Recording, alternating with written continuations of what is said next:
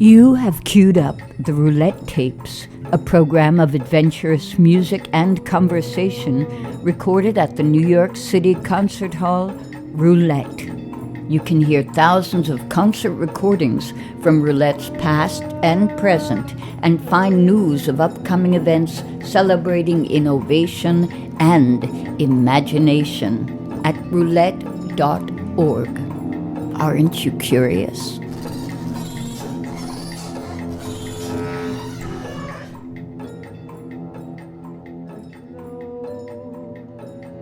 Welcome to another episode of the Roulette Tapes. I'm Susan James. I'll be your host for this edition. Our focus is the artist Anastasia Clarke, a composer, performer, and audio technologist based in New York City. Anastasia spoke with us via video chat as we observe COVID-19 social distancing.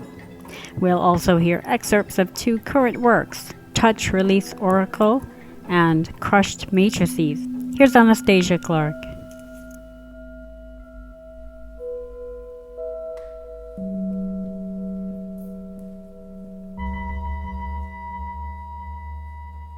I'm a composer, performer, sound designer, improviser, experimenter across different media. Tend to not fit so much into these boxes, but I use them as ways to reach audiences. So yeah, interdisciplinary artist working with sound at the center is kind of how I describe my practice when I'm allowed to use a lot of words.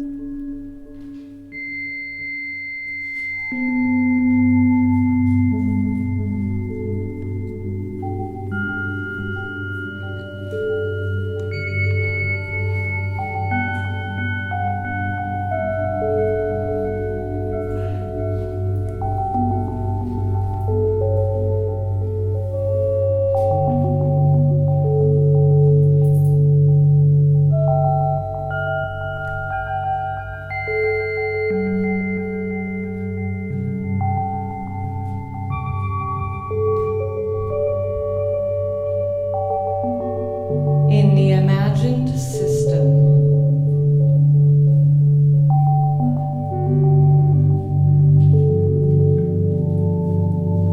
the performed relationship of my role is one of consultant to the artists. The artists have content that they bring to the table.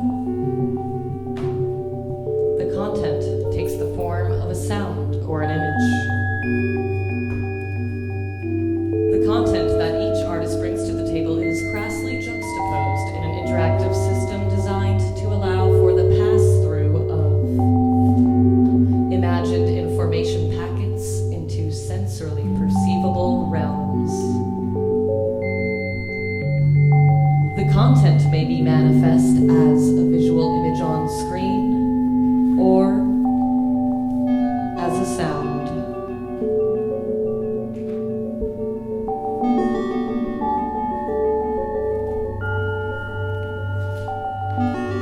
While technology plays a large role in making the content perceptible, we would be remiss to ignore the roles of the body and telepathy in transmitting information, as they always have, and through the act of the perseverance of the great somatic art form called living, always will, even as machines derail us.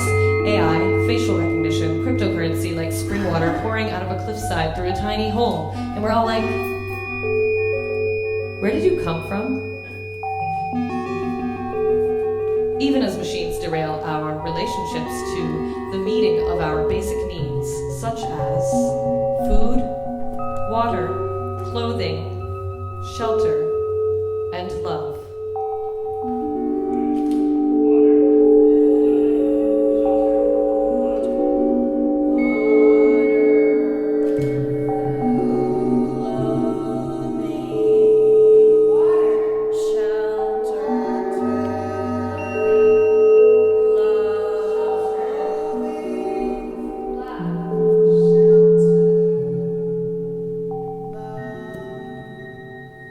Even as machines, they never taught us about love.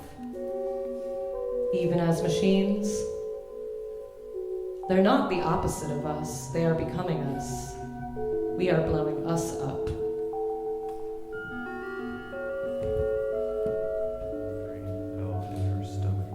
She witnessed what looks like to be a vibrational dialogue happening with all members of the table engaging through common objects, the vibration piercing a thick.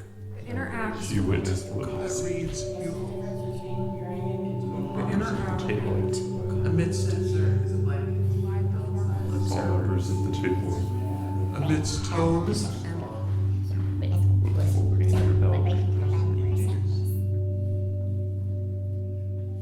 A portion of Touch Release Oracle recorded live in January 2020 at Outpost Artist Resources in Queens.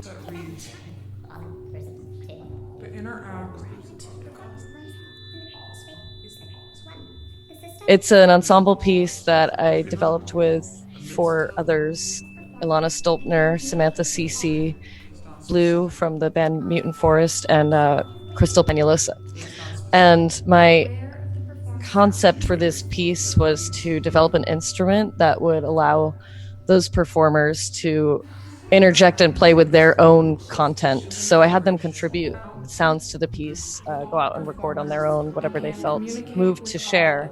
Then I kind of took those samples and cut them up and treated them a bit and created a system in Max MSP where the samples are triggered by the performers interacting with a big like sensor instrument that covers maybe 15 by 15 foot space in a performance space. So they're actually putting their hands and feet on these copper sensors that they help design and triggering their own sounds. But it's not a clear one-to-one relationship, touch this sensor and this sound always happens. It's more of a listening game. So I've set up a system that subjects their sound content to all this unpredictability, and they are presented with a series of tasks that they must listen in order to find certain sounds out of this kind of forest that we've created. So yeah, it's very visual. It reads as dance almost. And there is a video on Vimeo. People listening at home also want to see.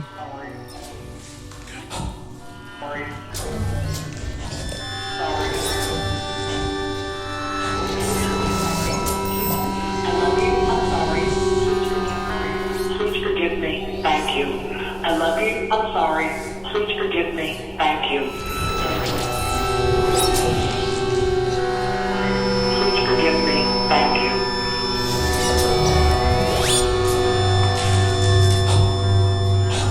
Forgive me. Thank you. I love you. I'm sorry. Please forgive me. Thank you. I love you. I'm sorry.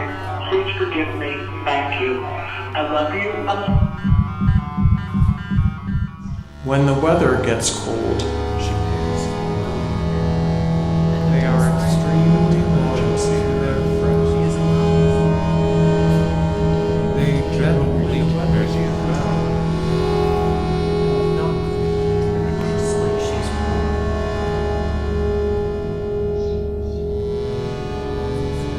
Trapped inside flesh. Dragon's blood.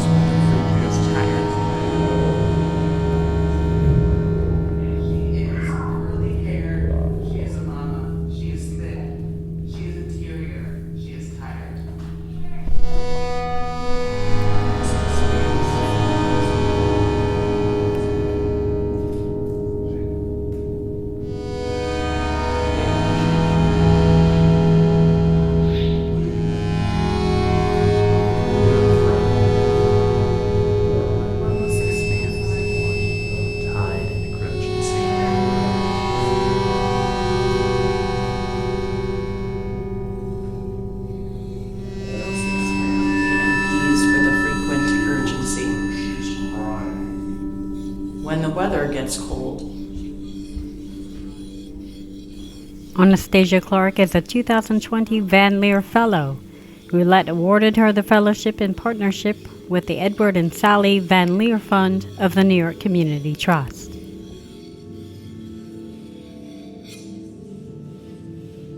The original kind of proposal I had for the June Roulette concert was to rework Touch Release Oracle, the piece I just told you about. Also add on the bill another piece I do with singing bowls and the broken pieces of crystal singing bowls as well, called Crushed Matrices. That was kind of a double bill idea, both of these performances using degrees of unpredictability.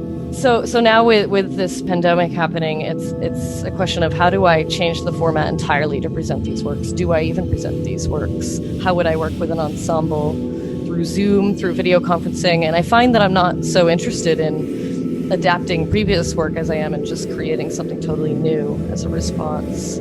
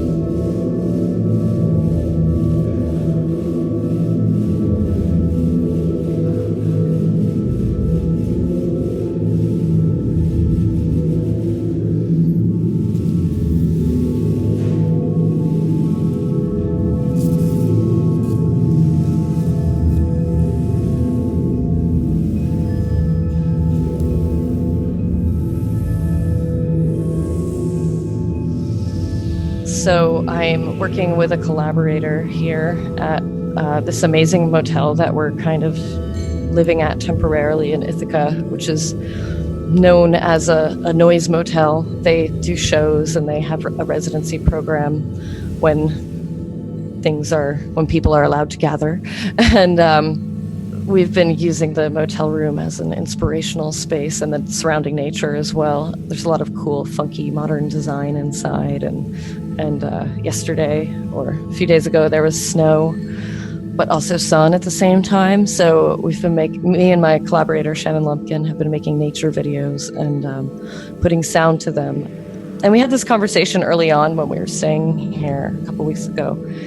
I made a very simple sound piece, and I said, for the Roulette show, I kind of just want to create these meditative pieces that are simple and not overthought. I'm always working in sound spatialization and making things fancy, and I want it to be like a tray of muffins that you give to a neighbor because this is an emergency and we're in a pandemic. How do you give the audience something that they need right now? But as things go, I started overcomplicating it anyway. But I'm trying to hold on to that intention and keep things simple. So produce these nature videos with custom sound, and then we're taking those videos and running them through a post-production process that involves abstraction and, turning a beautiful 4K video into some low res on purpose. and then placing all of these videos inside of a VR environment using Mozilla Hubs. So I'm not a VR person. I have no background in game design, VR. I don't have a headset, but this platform makes it very easy to pop up your videos and your sound pieces, and your avatar can kind of fly around and check them out on what looks like different projection screens in a space. We've created this lake right now, and we're putting a bunch of projection screens in the lake. You get sound spatialization by going near and far from the videos with their sound sources attached. So I'm starting to think about, I can invite people into this VR space as a performance, or I can even record my experience of flying around in it as a performance. Yeah, just starting to think about how this allows me to prototype ideas for a theater space when I can get in one again, and at the same time it gives me like an impossible tech backline that no theater I will probably ever work with could possibly have, because you could put up 1,000 screens if you want and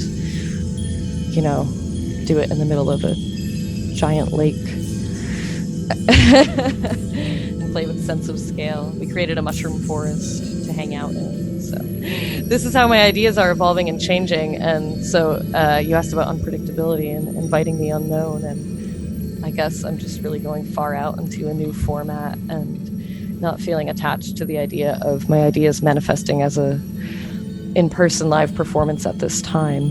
However, also thinking of gradations of ways to adapt. So say we can go back into roulette, but there are new ways of physically relating, social distancing. How do I bake that into a performance structure where there's only 10 people in there at a time, or something like that? Yeah, brainstorming.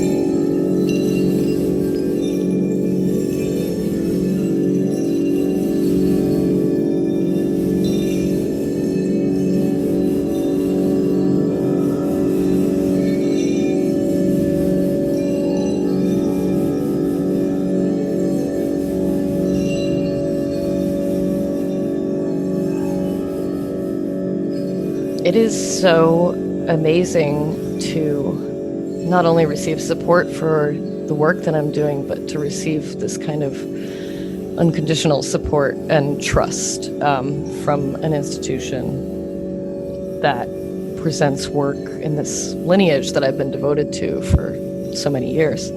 But the biggest part of that really is, a lot of grants and opportunities out there are very specific about the status of the work that you're presenting. Is it a premiere? Is it a work in progress? Is it this? Is it that?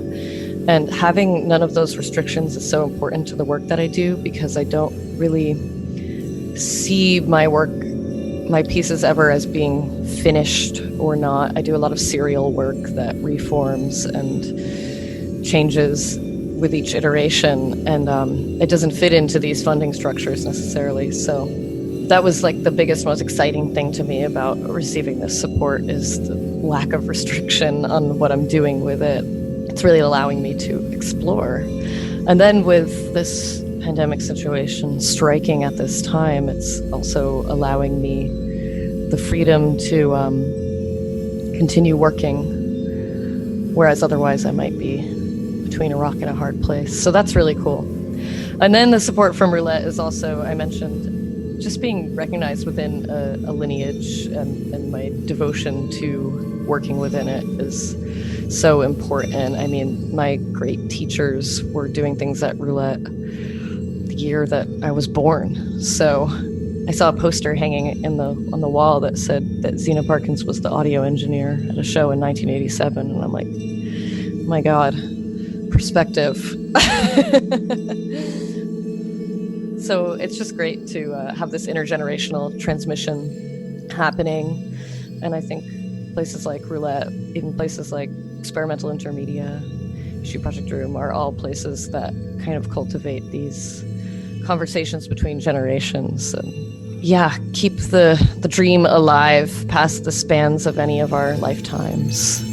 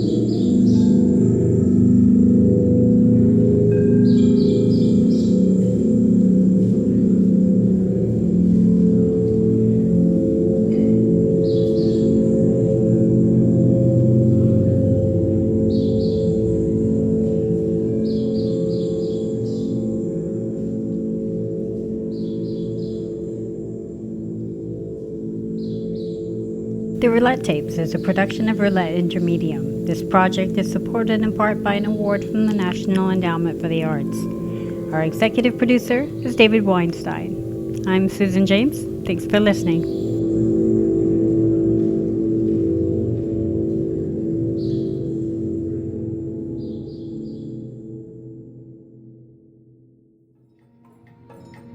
You have been listening to the Roulette Tapes, a program of adventurous music and conversation. This series is produced by Roulette Intermedium.